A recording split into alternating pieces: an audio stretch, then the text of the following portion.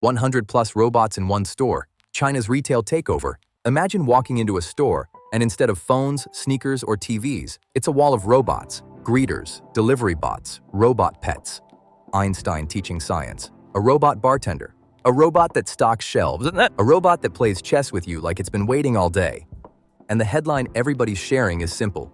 China just opened the world's first humanoid intelligent robot 4S store, with 100 plus robots in one place. Sounds like a sci-fi theme park, right? But here's the part that matters more than the robots. This isn't just a showroom, it's a dealership model, like buying a car. Because the real retail takeover isn't selling robots. It's building the service machine that makes robots actually buyable. Today, we're breaking this down in escalating segments.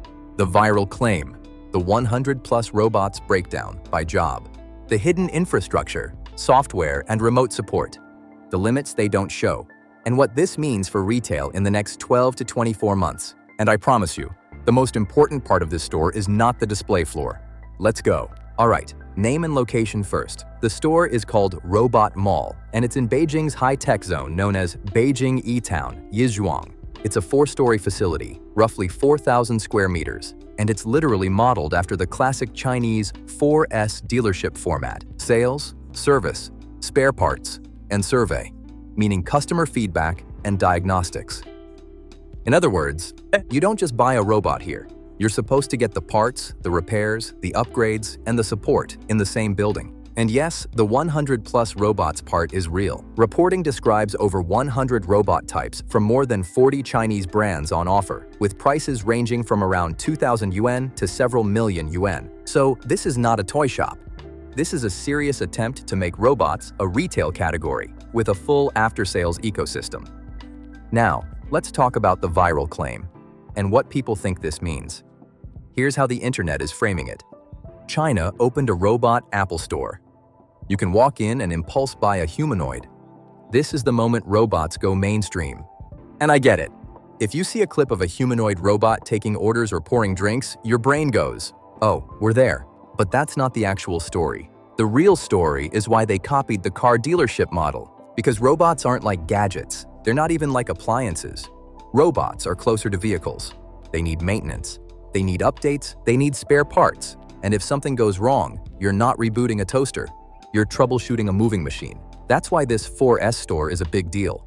It's not saying robots are solved. It's saying we're building the boring infrastructure that makes robots purchasable. Okay, now let's do the fun part. What are the 100 plus robots actually doing in there? Think of Robot Mall like a car dealership mixed with a mall mixed with a live demo lab. Instead of sedans versus SUVs, you get robots grouped by what they do. And if you walk floor to floor, you basically see the future of work, chopped into job categories. A. Customer service and greeters. You've got reception bots that welcome you, guide you, and talk you through products.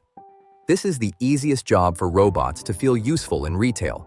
Structured phrases, structured interactions, short distance navigation, and a human can always step in if it gets weird. And that's the pattern you're going to see over and over. Robots handle the front line. Humans handle the edge cases. B. Hospitality robots. Bars, cafes, restaurants. One of the most talked about parts is the restaurant element. There are robots serving food and drinks, taking orders, even performing. And that's not just for show. A restaurant is the perfect robot gym. Tight spaces, people everywhere, objects that spill, and tasks that repeat all day. If a robot can handle a busy cafe without making a mess, it's learning the same skills that translate to stores and malls. C. Retail, stocking, and shelf tasks. There are robots demonstrated doing practical retail-type actions, like picking items off shelves in a pharmacy-style scenario. That is a huge signal. Because it's not a dance, it's not a staged backflip, it's, can you operate around products, shelves, and customers? D. Companion and entertainment bots. This is the section that gets filmed the most. Robotic pets. Robots that play chess or Chinese chess. Robots that perform in bands. A dinosaur robot. Even historical figure-style robots. Einstein, Newton, and famous poets, built for education and interaction. This is retail theater. It makes the store feel alive. but it also points to the first real consumer category for robots, companions, and interactive entertainment. Because do my taxes is still a human job, but be cute, talk, and do simple interactions is already a product. E. Industrial, medical, and specialty. And then you've got the serious categories: industrial robots, medical or rehab systems, bionic devices, and specialty machines like climbing robots. This is where the store starts to look less like a toy shop and more like a procurement showroom. Because a lot of robot buying in the near term isn't consumers. It's businesses testing. Should we deploy this in a warehouse, in a hospital, in a factory? So yes, the 100+ robots is real. But here's the cliffhanger. The robots aren't the crazy part. The crazy part is what's behind the scenes. This is the part nobody clips for TikTok, but it's the reason Robot Mall matters. Robots don't scale when you can build them. Robots scale when you can support them. And the 4S model is basically admitting that out loud. Here's what's reportedly baked into the concept. 1. A sales floor. Obvious. 2. A maintenance and repair system. A real service bay, but for robots. 3. Spare parts logistics. Fast access to components when something breaks. 4. Survey. Feedback and data loops so companies can improve robots based on real use. Some official descriptions talk about a rapid response parts supply network and a professional support team for robot maintenance, assembly, and repair. And there's another quiet piece: training. If you want robots in public spaces, you don't just need buyers. You need operators, technicians, and maintainers. So the store becomes a pipeline. Sell the robot, train the staff, service the robot, update the robot, collect feedback, repeat. And if you think that sounds familiar, it's exactly how cars and smartphones scaled. Even the restaurant piece fits this. One report describes the store opening alongside a robot-themed restaurant, Robot Flame Lab. Basically an end-to-end validation environment where robots can be tested in real scenarios.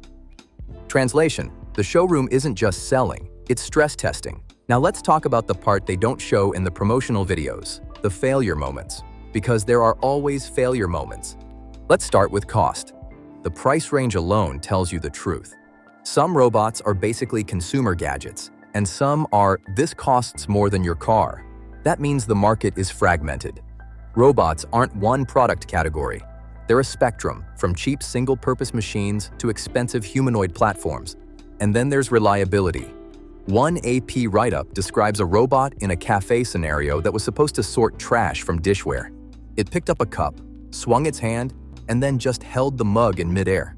Not broken, just stuck. A human had to step in and reset the software. And that one moment is the entire reality of robotics right now. Robots are impressive and still not infallible. They need updates, restarts, and sometimes a human to rescue them from their own confusion. Now add the edge case problem. Retail spaces are chaos. Kids running, bags dangling, random reflections, spilled drinks, objects on the floor, people stepping into paths at the last second. This is why store robots usually look amazing in demos, because the demo environment is secretly controlled.